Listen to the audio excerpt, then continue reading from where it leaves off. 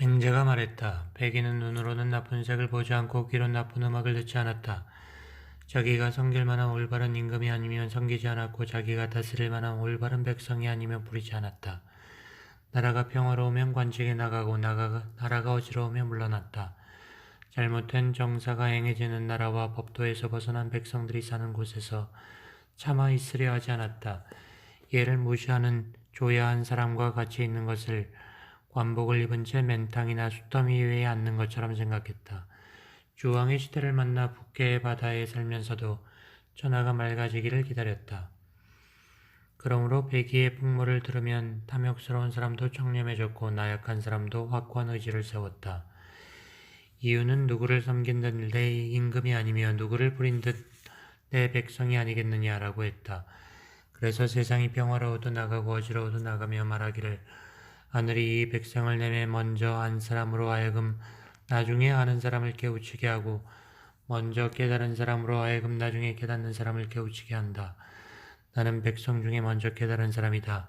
나는 장차 이 돌을 가지고 이 백성들을 깨닫게 하겠다. 라고 하였다.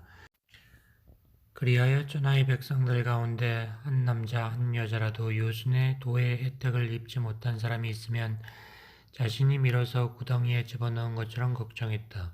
이것은 천하를 안정되게 하는 중대한 일을 자기 책임으로 여긴 것이다.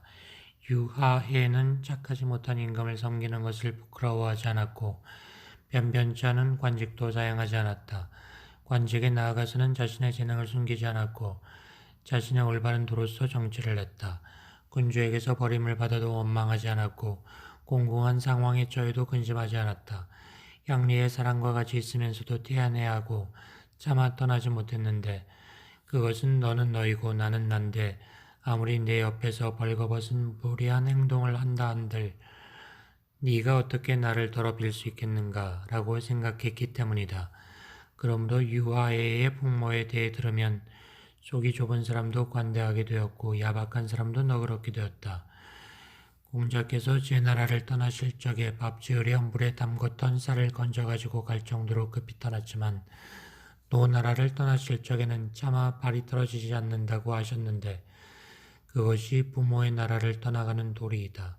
서두를 만하면 서두르고 오래 있을 만하면 오래 있고 머무를 만하면 머물고 벼슬할 만하면 벼슬했던 분이 공자다. 또 맹자가 말했다. 백인은 성인으로서 청렴결백한 사람이고 이유는 성인으로서 책임을 느끼는 사람이고 휴가해는 성인으로서 온화한 사람이고 공자는 성인으로서 시기에 알맞게 하는 사람이다. 모든 것을 모아서 크게 이룬다 하는 것은 공자 같은 일을 일컫는 말이다. 모든 것을 모아서 크게 이룬다는 뜻은 음악 연주에 비유하면 금속 악기로 소리를 시작하고 옥으로 만든 악기로 소리를 끝내는 것과 같다. 금속 악기로 소리를 시작하는 것은 조리 있게 음악을 시작하는 것이고 옥으로 만든 악기로 소리를 끝내는 것은 조리 있게 음악을 마치는 것이다. 조리를 시작하는 것은 지혜로움에 속하는 일이요 조리를 끝내는 것은 성스러움에 속하는 일이다. 지혜로움은 기교이고 성스러움은 힘이다. 이것은 백보 밖에서 활을 쏘는 것과 같아서 목표물에 도달하는 것은 힘 때문이지만 관역에 명중하는 것은 힘 때문이 아니다.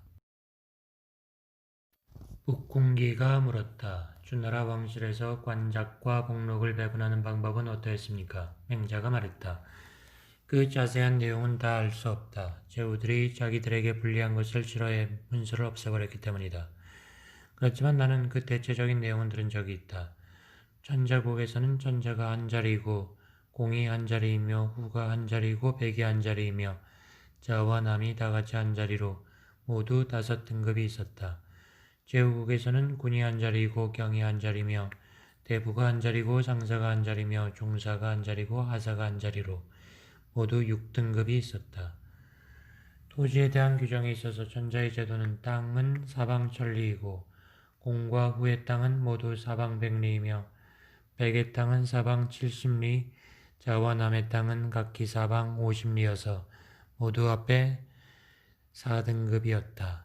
사방 50리가 되지 않아서 직접 천자와 관계를 맺지 못하고 다른 제후에게 부속되어 있는 것을 부용이라고 했다. 천자의 경이 받는 땅은 후와 동이라고 대부가 받는 땅은 백과 동이라며 상사가 받는 땅은 자나 남과 동일했다. 큰 나라는 땅이 사방백리인데 군의 복록은 경의 10배이고 경의 복록은 대부의 4배고 대부는 상사의 2배이고 상사는 중사의 2배고 중사는 하사의 2배. 하사와 일반 백성으로 관직에 있는 사람은 복록이 같았는데 그 복록은 직접 농사를 지어 얻는 수입을 대신할 만한 정도였다. 그 다음에 나라는 땅이 사방 70리인데 군은 경의 복록이 10배를 받고 경의 복록은 대부의 3배이고 대부는 상사의 2배이고 상사는 중사의 2배. 하사와 일반 평민으로 관직에 있는 사람은 복록이 같았는데 그 복록은 직접 농사를 지어서 얻는 수입을 대신할 만한 것이었다. 작은 나라는 땅이 사방 각 50리인데 군의 복록은 경의 복록의 10배, 경의 복록은 대부의 2배, 대부는 상사의 2배, 상사는 중사의 2배, 중사는 하사의 2배. 하사와 일반 평민으로 관직에 있는 자는 복록이 같았는데 그 복록은 직접 농사를 지어서 얻는 수입을 대신할 만한 것이었다. 농사 짓는 사람의 소득은 한 장정에게 백무가 주어지는데 백무에 비료를 주고 농사를 지으면 상등의 농부는 9사람을 먹여 살릴 수 있고 그 다음에 농부는 8사람을 먹여 살릴 수 있고 중등의 농부는 7사람을 먹여 살릴 수 있고 그 다음에 농부는 6사람을 먹여 살릴 수 있고 하등의 농부는 5사람을 먹여 살릴 수 있었다. 일반 평민으로 관직에 있는 사람의 경우에는 그들에게 주는 복록을 이것을 기준으로 차등을 두었다. 만장이 물었다. 벗을 사귀는 것에 대해 여쭙겠습니다. 맹자가 대답했다. 자신의 나이가 많음을 내세우지 않고 자기의 지위가 높음을 내세우지 않고 자기 형제 중에 부귀한 사람이 있음을 내세우지 않는다. 벗을 사귄다는 것은 그 사람의 덕을 벗삼는 것이므로 내세우는 것이 있어서는 안 된다. 맹언자는 백성의 대부 가문 사람으로 5명의 벗이 있었는데 악정구와 목중이 그들이고 나머지 3사람은 생각이 나지 않는다. 맹언자는 이 5사람을 벗으로 사귐에 있어서 자신의 가문에 대해서는 생각하지 않았다. 이 5사람 또한 맹언자의 가문을 생각했다면 그와 벗하지 않았을 것이다. 백성의 가문의 사람만 그렇게 했던 것이 아니라 작은 나라의 군주도 그렇게 한 적이 있었다. 비지역의 해공은 나는 자사에 대해서는 스승으로 대하고 한반에 대해서는 벗으로 대하며 왕순과 장식은 나를 섬기는 사람들이다 라고 하였다. 작은 나라의 군주만 그렇게 했을 뿐 아니라 큰 나라의 군주도 그렇게 한 적이 있었다. 진나라 병공은 현인 해당을 대함에 있어서 해당을 방문했을 때 해당이 들어오라고 하면 들어가고 앉으라고 하면 앉고 음식을 먹으라 하면 먹었다. 비록 거친 밥과 야채국이라도 배부르게 먹지 않은 적이 없었으니 그것은 배부르게 먹지 않을 수 없었기 때문이다. 그러나 진나라 병공은 여기에 그쳤을 뿐이다. 해당과 함께 하늘이 준 지위를 같이 하지 않았고 하늘이 준 관직을 함께 다스리지 않았고 하늘이 준 복록을 함께 누리지도 않았는데 그것은 한갓 선비의 입장에서 현자를 존경한 것일 뿐 왕공의 입장에서 현자를 존경하는 자세는 아니다. 순이 요임금을 아련했을 때 요임금은 사위인 순을 별궁에 묵게 하고 또한 순에게 향응을 베풀어 번갈아 순님과 주인이 되었는데 이것은 천자로서 필부를 벗하는 방법이다. 아랫사람으로서 윗사람을 공경하는 것을 일러 귀한 일을 귀하게 여긴다 귀기라고 하고 윗사람으로서 아랫사람을 공경하는 것을 일러 어진 일을 존중한다 존현이라고 한다. 귀한 일을 귀하게 여기는 것과 어진 일을 존중하는 것은 그 취지가 한 가지이다. 만장이 물었다. 선생님이 무도한 제후들과 교제하는 것은 어떤 마음에서입니까? 맹자가 답했다. 공경하기 때문이다. 만장이 물었다. 예물을 거듭 거절하는 것은 공경스럽지 않다고 하는 것은 어째서입니까? 맹자가 대답했다. 높은 사람이 물건을 줄 때 그는 이것을 얻을 때 의에 부합했을까 아니면 의에 부합하지 않았을까 라고 생각하고 나서 받는 것은 공경스럽지 않은 태도이다. 그런 까닭에 거절하지 않는 것이다. 만장이 물었다. 말로 거절하지는 말고 마음속으로 거절하기를 이것은 그가 백성들에게서 빼앗은 의롭지 못한 물건이다 라고 생각하시고서 다른 구실을 내세워 받지 않으시면 안 됩니까? 맹자가 말했다. 그가 법도를 지켜서 나와 교제하고 예에 의거해서 나를 접대한다면 이러한 경우는 공자와 같은 분도 그것을 받았을 것이다. 원장이 물었다. 만약 나라의 성문 밖에서 사람을 가로막고 물건을 빼앗는 자가 있는데 그가 법도를 따라서 나와 교제하고 예에 의거해서 선물을 보내온다면 이러한 경우 도둑질한 물건을 받아도 된다는 말입니까? 맹자가 말했다. 받아서는 아니 된다. 서경의 강고에 이르기를 사람을 죽여 재물을 빼앗고 포악하여 죽음을 두려워하지 않는 자에 대해 백성들 중 비난하지 않을 사람이 없다라고 했다. 이런 사람은 임금의 허락을 받지 않고 그 자리에서 죽여버려도 되는 자이다. 이러한 관습은 은나라가 한나라로부터 물려받고 다시 주나라가 은나라로부터 물려받아서 그 시행이 그친 적이 없는 것이고 오늘날에도 엄연히 지켜지고 있는데 어떻게 그런 사람이 주는 선물을 받을 수 있겠는가? 만장이 물었다. 오늘날의 제후들이 백성들로부터 재물을 취하는 것은 도둑질과 마찬가지입니다.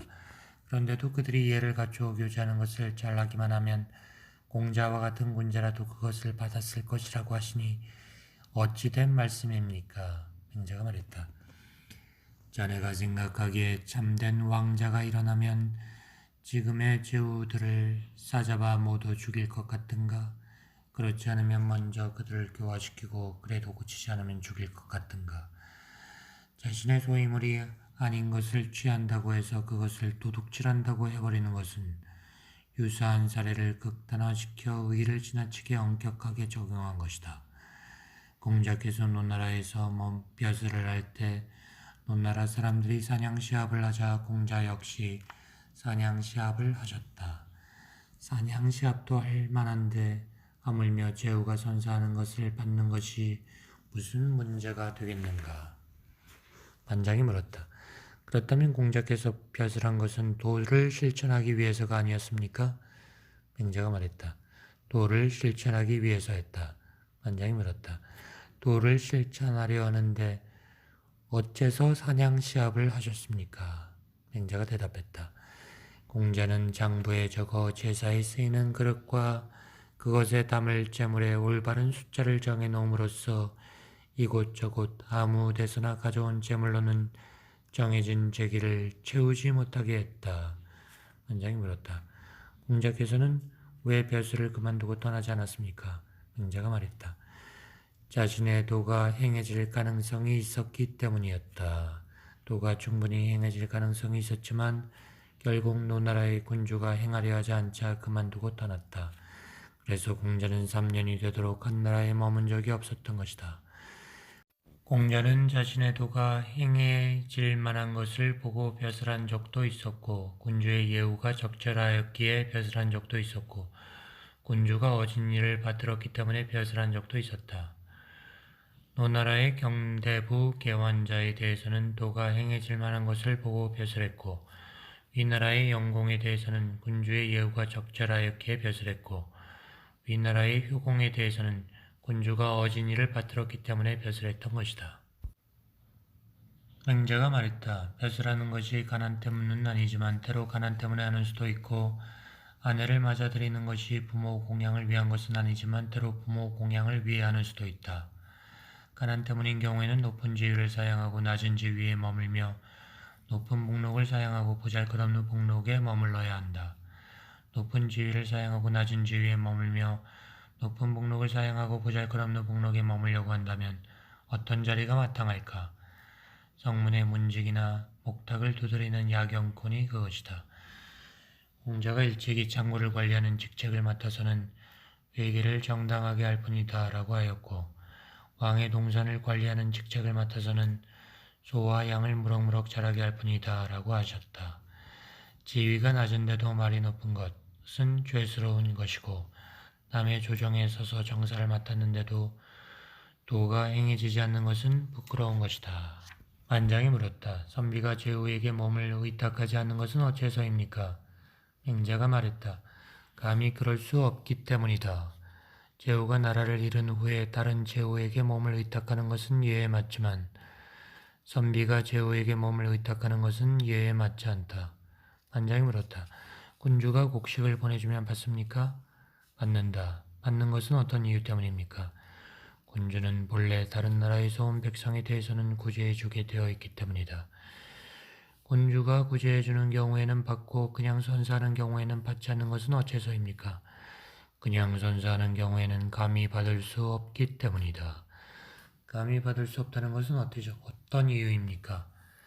성문을 지키고 목탁을 두드리며 야경을 도는 사람도 모두 일정한 직책을 맡아서 위로부터 복록을 받는다. 일정한 직책이 없으면서 군주에게서 물건을 선사받는 것은 공경스럽지 못한 것이다. 군주가 구제해주기 위해 주는 경우 받는다지만 모르기는 합니다만 계속해서 받아도 됩니까?